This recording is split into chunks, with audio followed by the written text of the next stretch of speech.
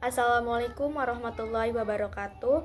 Nama saya Anissa Fitriyanti dari kelas 4R1A akan mempresentasikan proposal penelitian saya yang berjudul Peran Guru dalam Menumbuhkan Minat dan Meningkatkan Kemampuan Membaca Al-Quran di TPQ Anawa Warnasari.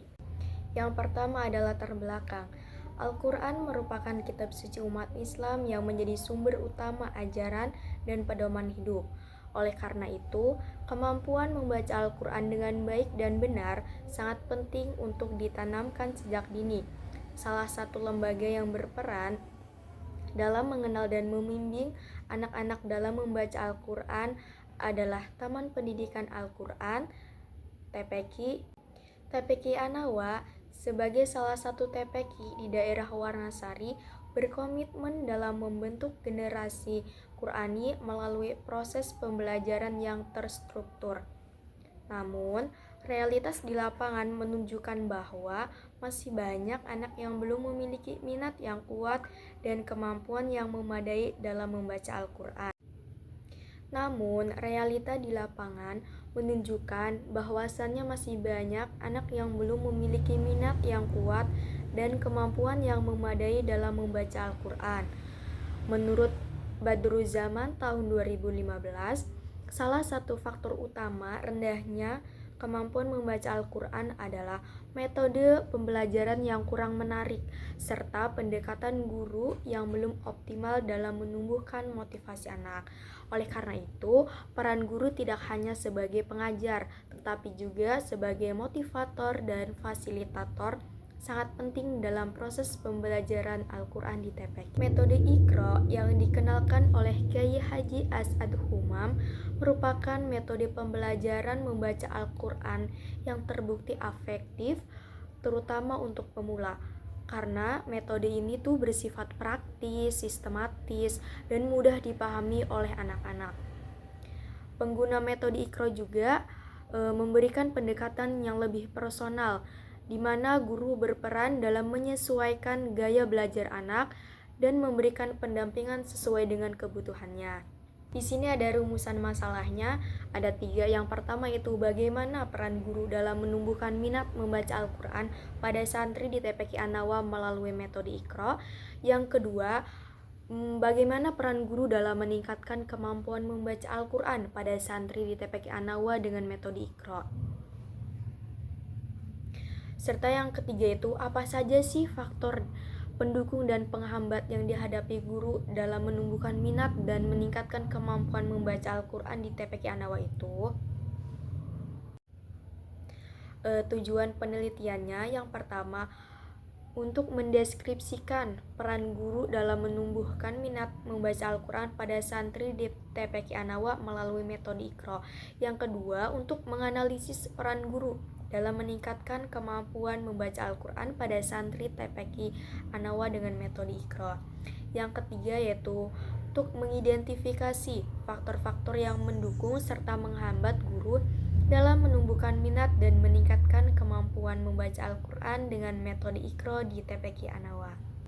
Untuk jenis dan metode pengumpulan data, peneliti di sini menggunakan pendekatan kualitatif, yaitu berupa data deskriptif dan juga naratif. Jenis datanya di sini ada data primer dan juga data sekunder. Apa sih data primer itu?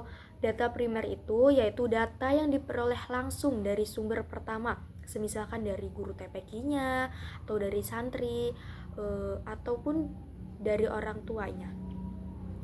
Melalui apa sih untuk menemukan data primer itu? Bisa dengan melalui wawancara mendalam, observasi langsung, dan juga dokumentasi kegiatan.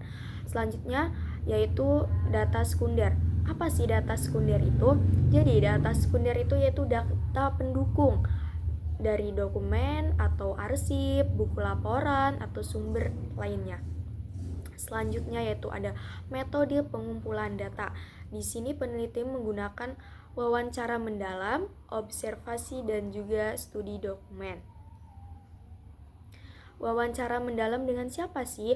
Wawancara mendalam dengan guru, santri, dan juga orang tua untuk menggali informasi upaya guru.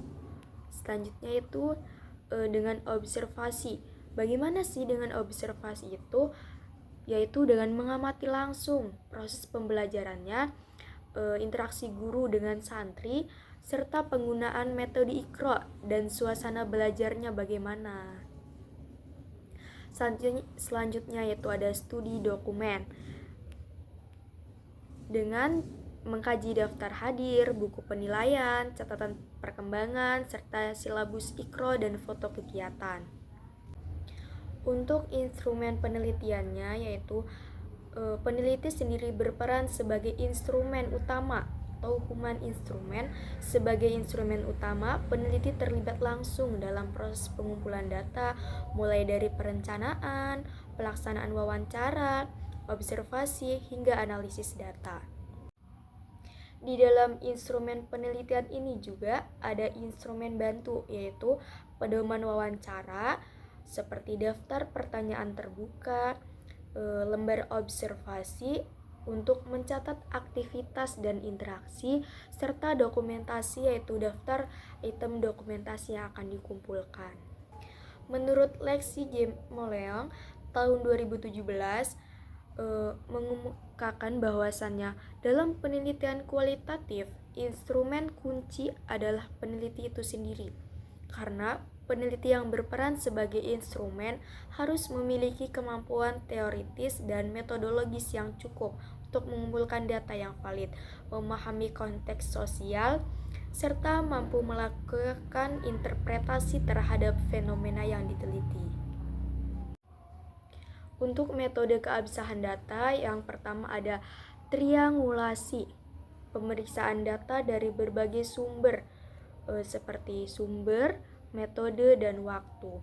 Selanjutnya ada perpanjangan keikutsertaan, keterlibatan di lapangan dalam waktu cukup lama untuk membangun kepercayaan dan pemahaman mendalam. Selanjutnya dengan member check, mengonfirmasi kembali temuan atau interpretasi kepada informan. Selanjutnya yaitu kecukupan referensial, mendokumentasikan data dalam bentuk catatan lapangan, rekaman, foto, dan dokumen pendukung. Selanjutnya ada metode analisis data. Peneliti di sini menggunakan pendekatan analisis data kualitatif deskriptif. Proses analisis data menurut Miles and Huberman, yang pertama ada reduksi data. Reduksi data di sini yaitu untuk meringkas, memilih hal pokok, memfokuskan pada yang relevan. Yang kedua yaitu penyajian data untuk menyusun dalam narasi deskriptif, tabel atau matriks. Yang ketiga yaitu penarikan kesimpulan dan verifikasi, yaitu ditarik dari interpretasi data dan diverifikasi melalui triangulasi atau member check. Di sini ada penarikan kesimpulan dan verifikasi. Kesimpulan ditarik berdasarkan interpretasi dari data yang telah dianalisis, kemudian diverifikasi dengan data-data lain melalui triangulasi dan member check. Kesimpulan ini bersifat sementara dan dapat berkembang selama proses penelitian berlangsung. Menurut Guba dan Lincoln menyatakan bahwa penarikan kesimpulan dalam penelitian kualitatif harus selalu diuji kebenarannya melalui proses konfirmasi berkelanjutan terhadap data lapangan. Selanjutnya saya akan menjawab pertanyaan dari audiens, yaitu apakah metode Iqra sudah efektif untuk meningkatkan kemampuan membaca Al-Quran di TPQ? Menurut Rofiq tahun 2013 menyebutkan bahwasannya metode Iqra terbukti efektif, praktis, sistematis, dan mudah dipahami untuk pemula dalam pembelajaran membaca Al-Quran. Proposal ini juga menggarisbawahi bahwasannya peran guru dalam menerapkan metode ini sangat penting untuk menumbuhkan minat dan meningkatkan kemampuan membaca huruf hijaiyah dengan tartil di TPQ Anawa. Mungkin cukup sekian presentasi dari saya.